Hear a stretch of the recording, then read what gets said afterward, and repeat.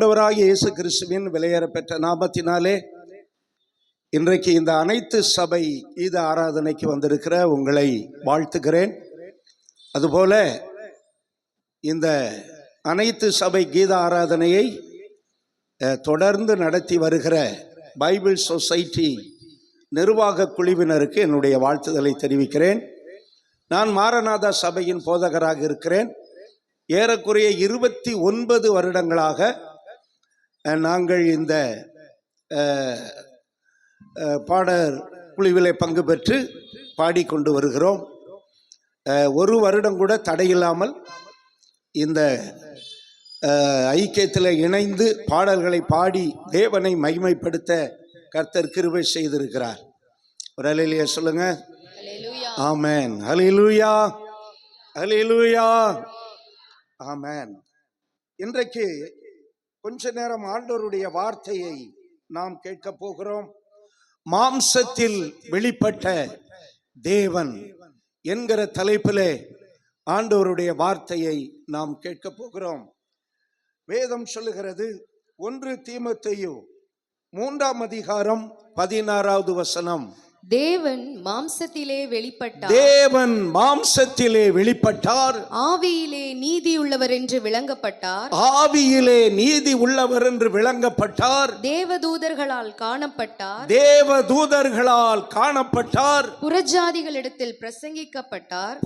புறஜாதிகளிடத்தில் பிரசங்கிக்கப்பட்டார். உலகத்திலே விசுவாசிக்கப்பட்டார். உலகத்திலே விசுவாசிக்கப்பட்டார். மகிமையிலே ஏறெடுத்துக் கொள்ளப்பட்டார். மகிமையிலே ஏறெடுத்துக் கொள்ளப்பட்டார். ஹல்லேலூயா. தேவன் மாம்சத்தில் வெளிப்பட்டார். தேவாதி தேவன். வேதம் சொல்லுகிறது நம்முடைய தேவன் எப்படிப்பட்டவர். 1 தீமோத்தேயு 6ஆம் அதிகாரம் 15ஆம் வசனத்திலிருந்து நாம் வாசிக்க கேட்போம். அவரே நித்தியானந்தமுள்ள ஏக சக்கராதிபதியும், அவரே நித்தியானந்தமுள்ள ஏக சக்கராதிபதியும், ராஜாதி ராஜாவும், ராஜாதி ராஜாவும், கர்த்தாதி கர்த்தாவும், கர்த்தாதி கர்த்தாவும், ஒருவராய் சாவாமை உள்ளவரும், ஒருவராய் சாவாமை உள்ளவரும், சேரக்கூடாத ஒளியில் வாசம் பண்ணுகிறவரும், சேரக்கூடாத ஒளியில் வாசம் பண்ணுகிறவரும், மனுஷரில் ஒருவரும் கண்டிராதவரும், மனுஷரில் ஒருவரும் கண்டிராதவரும், காணக்கூடாதவருமாய் இருக்கிறவர், காணக்கூடாதவருமாய் இருக்கிறவர். அல்லேலூயா. அருமையானவர்களே, நாம் ஆராதிக்கிற தேவன் எப்படிப்பட்டவர்? அவர் அதரிசனமான தேவன், சேரக்கூடாத ஒளியில் வாசம் பண்ணுகிறவர், மனுஷரில் ஒருவனும் ஒரு காலமும் கண்டிராதவர், எந்த விக்கிரகத்திலும் வாசம் பண்ணாதவர், எந்த சிலையிலும் இருக்க முடியாதவர். அவர் சொல்லுகிறார், வானம் எனக்கு சிங்காசனம், பூமி எனக்கு பாதபடி. நீங்கள் கட்டுகிற ஆலயம் எவ்வளவு பெரிதா இருக்கும் என்று சொல்லுகிறார். எனக்கு அன்பானவர்களே, அப்படிப்பட்ட தேவன் மாம்சத்தில் இந்த உலகத்தில் வந்தார். இயேசு தன்னை குறித்து என்ன சொல்லுகிறார் பாருங்கள். வெளிப்படுத்தின விசேஷம் 22ஆம் அதிகாரம் 13-16 வசனங்கள். நான் அல்பாவும் ஒமேகாவும், ஆதியும் அந்தமும், ஆதியும் அந்தமும், முந்தினவரும் பிந்தினவருமாயிருக்கிறேன். அல்லேலூயா. அதே வெளிப்படுத்தின விசேஷம் 3ஆம் அதிகாரத்திலே தேவன் என்ன சொல்லுகிறார் பாருங்கள். நான் தாவீதின் வேரும் சந்ததியும் பிரகாசமுள்ள விடிவெள்ளி நட்சத்திரமுமாயிருக்கிறேன். ஒருவரும் பூட்டக்கூடாதபடி திறக்கிறவரும், ஒருவரும் திறக்கக்கூடாதபடி பூட்டுகிறவரும், தாவீதின் வேரும், அல்பாவும் ஒமேகாவும், ஆதியும் அந்தமுமான சர்வ வல்லமையுள்ள தேவன். அல்லேலூயா. சர்வ வல்லமையுள்ள தேவன். அவன் சேரக்கூடாத ஒளியில் வாசம் பண்ணுகிறவர். யாரும் அவர்கிட்ட நெருங்க முடியாது. தேவன் பயங்கரமானவர். அப்படிப்பட்ட தேவன் மாம்சத்தில் 2000 வருஷத்திற்கு முன்பதாக வந்ததை தான் உலகம் முழுவதும் கிறிஸ்துமஸ் பண்டிகை என்று கொண்டாடுகிறோம். அல்லேலூயா. ஒருவேளை இயேசு டிசம்பர் 25ஆம் தேதி பிறந்தாரா என்று நிறைய ஆராய்ச்சிகள் நடக்கிறது. அவர் டிசம்பர் 25 பிறந்திருக்கலாம், அல்லது 26 கூட பிறந்திருக்கலாம். ஆனால் அவர் பிறந்தது உண்மை. கொஞ்சம் ஆமென் சொல்லுங்க சத்தமாய். அல்லேலூயா. அதனாலதான் அவர் பிறந்ததுனாலதான் ஹிஸ்டரியே ஆமென் எழுதப்பட்டிருக்கிறது, கிமு என்றும் கிபி என்றும். ஆமென் சொல்லுங்க. இன்றைக்கு அதை மாற்ற நினைக்கலாம், ஆனால் உண்மையை யாராலும் மாற்ற முடியாது. தேவாதி தேவன் மாம்சத்தில் வெளிப்பட்டார். எபிரேயர் 2ஆம் அதிகாரம் 14ஆம் வசனம் 15வது வசனம் சொல்லுகிறது. எபிரேயர் 2ஆம் அதிகாரம் 14-15 வசனங்கள் சொல்லுகிறது, பிள்ளைகள் மாம்சத்தையும் இரத்தத்தையும் உடையவர்களாய் இருக்கிறபடியினால் அவரும் மாம்சத்தையும் இரத்தத்தையும் உடையவராய் மாறினார். அல்லேலூயா. அவருடைய பிள்ளைகள் எப்படி இருக்கிறாங்க? மாம்சமும் இரத்தமும் ஒரு மனிதனுக்கு இருக்கிறது, ஆனால் தேவன் ஆவியாய் இருக்கிறார். ஆனால் தேவன் இந்த உலகத்திலே வருவதற்கு தன்னை மாம்சத்திற்குள்ளே உள்ளடக்கினார். ஒரு கன்னிகை கர்ப்பவதியாகி ஒரு குமாரனை பெறுவாள். இயேசு இந்த உலகத்திலே ஒரு கன்னியின் வயிற்றிலே வந்தார், மனிதனாய் வந்தார். ஏன் மனிதனாய் வந்தார்? அவருடைய பிள்ளைகள் மாம்சத்தையும் இரத்தத்தையும் உடையவர்களாய் இருக்கிறபடியினாலே நம் ஆண்டவர் மாம்சத்தில் வெளிப்பட்டார். ஹல்லேலூயா. தேவாதி தேவன், காணக்கூடாதவர், மனுஷரில் ஒருவரும் கண்டிராதவர், கிரகிக்க கூடாத அற்புதங்களை செய்கிறவர், மாம்சத்தில் ஒரு மனிதனை போல ஆமென் ஒரு குழந்தையாய் பெத்லகேமிலே பிறந்தார். அல்லேலூயா. எனக்கன்பானவர்களே, தேவாதி தேவன், அதரிசனமான தேவனின் தற்சொரூபம், இந்த உலகத்தை படைத்தவர். ஆமென். எதற்கு மனிதனாய் வர வேண்டும்? ஏன் இந்த உலகத்தில் அவர் மனிதனாய், ஒரு சாதாரண தச்சனின் மகனாய், ஒரு சாதாரண மரியாளின் மகனாய் ஏன் வர வேண்டும்? ஒரு 3 காரியங்களை ஒரு 5 நிமிடத்திலே அல்லது 10 நிமிடத்திலே சொல்லி நான் முடிக்கிறேன். எனக்கன்பானவர்களே, இந்த வானத்தையும் பூமியையும் உண்டாக்கின தெய்வம், நான் சொன்னது மாதிரி அதரிசனமான தெய்வம், ஆமென், தேவனுடைய தற்சொரூபம், இந்த பாவம் நிறைந்த உலகத்திலே ஏன் மனிதனாய் வந்தார் என்றால், தேவனுடைய தீர்க்க தரிசனத்தின் நிறைவேறுதல். ஹல்லேலூயா. மனிதன் பாவம் செய்த போது ஆதியிலே தேவன் ஆதாமையும் ஏவாளையும் உண்டாக்கி அவர்களை ஒரு தோட்டத்திலே வைத்து அவர்கள் எதை செய்யக்கூடாது என்று சொன்னாரோ அதை அவர்கள் செய்து அவர்கள் மகிமையை இழந்தபோது தேவன் அவர்கள் மகிமையை இழக்கச் செய்த அந்த பிசாசை பார்த்து சொன்னார். ஆதியாகமம் 1ஆம் அதிகாரம் 15வது வசனத்திலே, உனக்கும் ஸ்திரீக்கும் உன் வித்துக்கும் அவள் வித்துக்கும் பகையை உண்டாக்குவேன். அவர் உன் தலையை நசுக்குவார், நீ அவருடைய குதிங்காலை நசுக்குவாய். அவர் உன் தலையை நசுக்குவார். ஆமென் சொல்லுங்க. ஆதாமை, மனுக்குலத்தை மகிமையை இழக்க பண்ணின அந்த பொல்லாத பிசாசை தேவன் தலையை நசுக்குவார் என்று 4000 வருஷங்களுக்கு முன்பதாக, இயேசு பிறப்பதற்கு 4000 வருஷங்களுக்கு முன்பதாக தீர்க்க தரிசனம் சொல்லப்பட்டது. தீர்க்க தரிசனம் அல்ல, வாக்குத்தத்தம் சொல்லப்பட்டது. இயேசு இந்த உலகத்திற்கு வந்தது வாக்குத்தத்தத்தின் நிறைவேறுதல். ஆமென் சொல்லுங்க. தேவன் அன்றைக்கு மனுக்குலத்துக்கு ஒரு வாக்குத்தத்தத்தை கொடுத்தார். அவர் வந்து, ஸ்திரீயின் வித்தாகிய இயேசு வந்து உன் தலையை நசுக்குவார். ஆமென். இது 4000 வருடங்களுக்கு முன்பதாக, இயேசு பிறப்பதற்கு ஏறக்குறைய 4000 வருடங்களுக்கு முன்பதாக சொல்லப்பட்ட வாக்குத்தத்தம். எனக்கன்பானவர்களே, வேதம் சொல்லுகிறது, ஆமென், 2 கொரிந்தியர் 1ஆம் அதிகாரம் 20வது வசனத்திலே தேவனுடைய வாக்குத்தத்தங்கள் எல்லாம் ஆமென்றும் ஆமென் என்றும் இருக்கிறது. அல்லேலூயா. அன்று சொன்ன வாக்குத்தத்தம் இன்றைக்கும் வல்லமையுள்ளதாக இருக்கிறது. கரங்களை தட்டி கர்த்தரை மகிமைப்படுத்துங்க. நாம் ஆராதிக்கிற ஆண்டவர் யார்? வாக்குத்தத்தத்தில் உண்மையுள்ளவர், வாக்குத்தத்தத்தை நிறைவேற்றினவர்.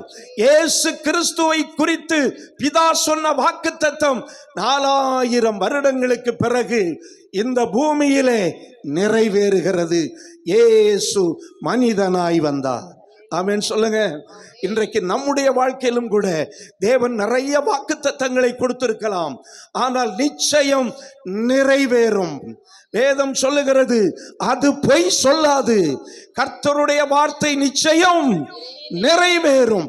சாமுவேல் புத்தகத்திலும் யோசுவாவின் புத்தகத்திலும் வாசிக்கிறோம், தேவன் தம்முடைய ஜனத்தை குறித்து சொன்ன வார்த்தைகளில் ஒன்றையும் அவர் தரையிலே விழ பண்ணவில்லை. ஹல்லேலூயா.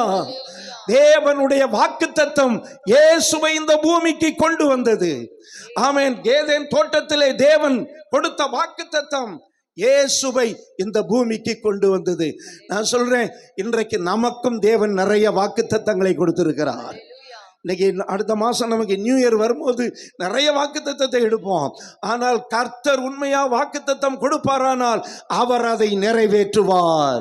கரங்களை தட்டி கர்த்தரை மேம்படுத்துங்க. ஏமான்.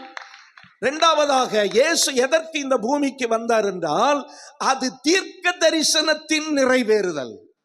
வேதம் முழுவதும் நிறைய தீர்க்க தரிசனங்கள் நிறைந்திருக்கிறது. அதிலே இயேசுவை குறித்து ஏசாயா என்கிற தீர்க்கதரிசி சொன்ன தீர்க்க தரிசனங்கள், மேஜர் ப்ராபர்ட், பெரிய தீர்க்க தரிசிகள், சின்ன தீர்க்க தரிசிகள், இப்படி எல்லா தீர்க்க தரிசிகளும் சொன்ன தீர்க்க தரிசனம் நிறைவேற வேண்டும். அல்லேலூயா. ஏசாயா என்ன தீர்க்க தரிசனம் சொன்னான்?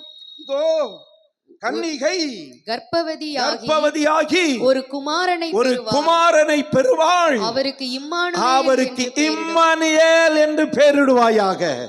அதே ஏசாயா சொல்லுகிறான், இதோ கன்னிகை கர்ப்பவதியாகி ஒரு குமாரனை பெறுவாள், அவருக்கு இயேசு என்று பெயரிடுவாயாக.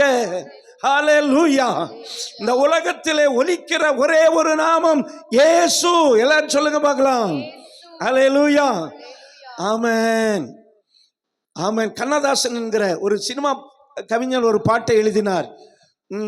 இயேசு ரட்சகன் பெயரை சொன்னால் எதுவும் நடக்குமே, அவர் இதயத்தோடு கலந்து விட்டால் எல்லாம் கிடைக்குமே, எல்லாம் கிடைக்குமே.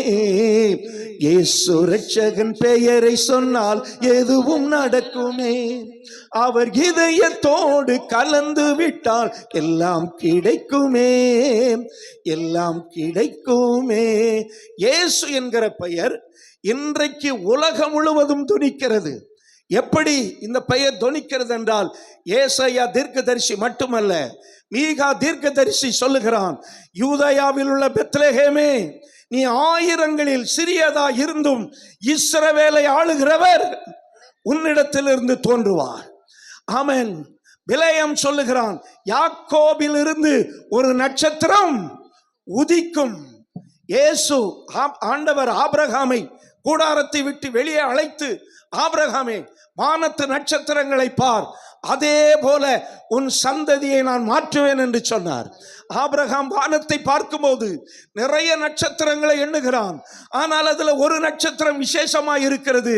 அதுதான் இயேசு இந்த உலகத்தில் பிறந்த போது தோன்றிய வால் நட்சத்திரம். ஹல்லேலூயா. சாஸ்திரிகளை வழிநடத்தின அந்த நட்சத்திரம். இயேசு சொன்னார், நான் தாவீதின் வேரும் சந்ததியும் விடிவெள்ளி நட்சத்திரமுமாயிருக்கிறேன். கரங்களை தட்டி ஆண்டவரை மகிமைப்படுத்துங்க. தீர்க்க தரிசனம் நிறைவேறுகிறது. இன்றைக்கும் இன்னும் நிறைவேற வேண்டிய தீர்க்க தரிசனம் இருக்கிறது. இயேசு 2000 வருஷத்திற்கு முன்னால வருவார் என்று சொன்ன தீர்க்க தரிசனம் நிறைவேறி இருக்கிறது. இயேசு மறுபடியும் வருவார் என்கிற தீர்க்க தரிசனமும் நிறைவேற போகிறது. தாமதிக்கிறார் என்று சிலர் சொல்லுகிறபடி இயேசு தமது வாக்குத்தத்தத்தை குறித்து தாமதமாயிராமல் இயேசு வருவார். சொல்லுங்க, இயேசு வருவார். ஹல்லேலூயா. இன்னும் நிறைவேறிய தீர்க்க தரிசனங்களும் உண்டு, நிறைவேற வேண்டிய தீர்க்க தரிசனங்களும் இருக்கிறது. ஹல்லேலூயா. நான் சொல்றேன், இயேசு தேவாலயத்தில் போய் புத்தக சுருளை வாங்கி வாசிக்கும் போது ஆமென், தன்னை குறித்து எழுதியிருக்கிறதை இயேசு கண்டு இன்றைக்கு இந்த வேத வசனம் நிறைவேறிற்று என்றார். கரங்களை தட்டுங்க பார்க்கலாம். ஆமென், ஹல்லேலூயா. கர்த்தருடைய ஆவியானவர் என் மேல் இருக்கிறார், தரித்திரருக்கு சுவிசேஷத்தை பிரசங்கிக்கும்படி அவர் என்னை அனுப்பினார் என்ற வேத பகுதியை இயேசு பார்த்தவுடனே பரவசப்பட்டார், சந்தோஷப்பட்டார். என்னை குறித்து ஆமென் எழுதின தீர்க்க தரிசனம் இன்றைக்கு நிறைவேறி இருக்கிறது. என் அன்பு தேவனுடைய பிள்ளைகளே, ஆண்டவர் நம்மை குறித்தும் இந்த வேதத்திலே தீர்க்க தரிசனம் வச்சிருக்கிறாரு. ஆமென் சொல்லுங்க பார்க்கலாம். நீங்க வேதத்தை வாசிக்கும் போது சில வசனங்கள் உங்களுக்கென்றே எழுதப்பட்டதா இருக்கும். வேதத்தை வாசிக்க ஆரம்பியுங்கள். ஆமென், முழங்காலில் நின்று வேதத்தை வாசிக்க ஆரம்பியுங்கள். இந்த வருடத்திலே, புதிய வருடத்திலிருந்து ஆரம்பியுங்கள். ஆமென், 100க்கும் மேல ஜார்ஜ் முல்லர் வேதத்தை வாசித்து நிறைய அற்புதங்களை பெற்றார், நிறைய அற்புதங்களை செய்தார். இன்றைக்கும் இந்த வேத வசனம் ஜீவன் உள்ளதாக இருக்கிறது. அல்லேலூயா. மூன்றாவதாக ஒரு காரியத்தை 2 நிமிஷத்திலே சொல்லி நான் முடிக்கிறேன். ஆமென், தேவனுடைய திட்டமும் தீர்மானமும். இயேசு இந்த உலகத்திலே மாம்சத்தில் வந்ததற்கு முதல்ல சொன்னேன், தேவன் சொன்ன வாக்குத்தத்தம். இரண்டாவது சொன்னேன், தேவனுடைய தீர்க்க தரிசனங்கள், அது ஒன்றும் பொய் சொல்லாது. மூன்றாவது தேவனுடைய தீர்மானம். சங்கீதம் 2ஆம் அதிகாரம் 7வது வசனத்தை வாசிப்போம். கர்த்தர் என்னை நோக்கி, கர்த்தர் என்னை நோக்கி, நீர் என்னுடைய குமாரன், நீர் என்னுடைய குமாரன், இன்று நான் உன்னை ஜனிப்பித்தேன், இன்று நான் உம்மை ஜனிப்பித்தேன். ஹல்லேலூயா, ஹல்லேலூயா, ஆமென். இன்று நான் உம்மை தேவனுடைய திட்டம் அருமையானவர்களே. ஆமென். தேவன் இயேசு இந்த உலகத்திலே வந்து மனிதனுடைய பாவங்களுக்காக மரித்து இரத்தம் சிந்தி 3ஆம் நாள் உயிரோடு எழும்ப வேண்டும் என்பது தேவனுடைய தீர்மானம். ஹல்லேலூயா. வேதம் சொல்லுகிறது, உலக தோற்றத்திற்கு முன்னே இயேசு அடிக்கப்பட்ட ஆட்டுக்குட்டி. அப்படியானால் தேவனுடைய திட்டம் எங்கிருந்து ஆரம்பிக்குது பாருங்க. உலகம் உருவாகிறதற்கு முன்னே, மனிதன் உருவாகிறதற்கு முன்னே இப்படி ஒரு உலகம் உருவாகும், இப்படி ஒரு மனிதன் படைக்கப்படுவான், அவன் பாவம் செய்வான். அந்த பாவத்திற்கு பரிகாரமாக நான் என்னுடைய குமாரனை கொடுக்க போகிறேன். உலக தோற்றத்திற்கு முன்னே தேவனுடைய தீர்மானம். ஹல்லேலூயா, ஹல்லேலூயா. இன்றைக்கு நீங்கள் இந்த வார்த்தையை கேட்பது உலக தோற்றத்துக்கு முன்னே தேவன் உங்களுக்கு தீர்மானித்ததனால் இந்த வார்த்தையை கேட்குறீங்க. நான் சொல்றேன், இன்னும் நிறைய காரியங்களை கர்த்தர் உங்களுக்காக தீர்மானம் பண்ணி வச்சிருக்கிறாரு. இந்த 1 மாசம் விடாதீங்க, இந்த 1 மாசம் ஜெபியுங்க. ஆண்டவரே, என்னை குறித்து உம்முடைய தீர்க்க தரிசனம் என்ன, என்னை குறித்து உம்முடைய வாக்குத்தத்தம் என்ன, என்னை குறித்து உம்முடைய திட்டம் என்ன. நான் ஒரு இந்து குடும்பத்தில் பிறந்தவன். எங்க அப்பா ஒரு பூசாரியாக இருந்தார். நாங்கள் 10 பேர். நான் 10வது பிறந்த பத்மநாபன். என்னுடைய வாழ்க்கையில் என்னுடைய தகப்பனார், எங்க அக்காமாரெல்லாம் சின்ன பிள்ளைகளா வாலிப வயதில் இருக்கும் போது அவர் கொடிய நோயிலே படுத்தார். குடும்பத்தை கவனிக்க யாருமே இல்லை. நான் இள வயதில் இருக்கும்போது ஒரு கைப்பிரதி மூலம் இயேசு என்னை சந்தித்தார். ஆண்டவர் என்னை சந்தித்து ரட்சித்தார். இந்த சிவகாசிக்கு என்னை போ என்று சொன்னார். அது தேவனுடைய திட்டம். இன்றைக்கு நான் உங்கள் மத்தியில் பிரசங்கம் பண்ணுவது தேவனுடைய தீர்மானம். அதே போல உங்கள் ஒவ்வொருவருக்கும் தேவனுடைய வாக்குத்தத்தம் இருக்கிறது. ஆமென் சொல்லுங்க. தேவனுடைய தீர்க்க தரிசனம் உங்கள் மேல் இருக்கிறது, தேவனுடைய தீர்மானம். ஹல்லேலூயா. அதனால நம்ம யாரும் எங்கேயும் போக முடியாது. நம்ம எல்லாம் அவருடைய கரத்தில் இருக்கிறோம். எல்லாரும் ஜெபிக்க போகிறோம். தகப்பனே, நீர் இந்த பூமியிலே வந்தபோது, மனிதனாய் வந்தபோது தேவனுடைய வாக்குத்தத்தம் நிறைவேறியது. நீர் இந்த பூமியிலே மனிதனாய் வந்தபோது தீர்க்க தரிசனம் நிறைவேறியது. நீர் இந்த பூமியிலே வந்தபோது உம்முடைய திட்டம் நிறைவேறியது. இன்றைக்கு இந்த செய்தியை கேட்ட ஒவ்வொருவருடைய வாழ்க்கையிலும் நீர் கொடுத்த வாக்குத்தத்தம் நிறைவேறுவதாக, நீர் கொடுத்த தீர்க்க தரிசனம் நிறைவேறுவதாக, நீர் கொடுத்த தீர்மானம் திட்டமுடைய வாழ்க்கையில நிறைவேறுவதாக. ஆண்டவரே, வந்த ஒவ்வொருவரையும் ஆசீர்வதியும். இதை நடத்துகிற பிள்ளைகளை ஆசீர்வதியும். பைபிள் சொசைட்டியை ஆசீர்வதியும். இயேசுவின் நாமத்தில் பிதாவே. Thank you. God bless you.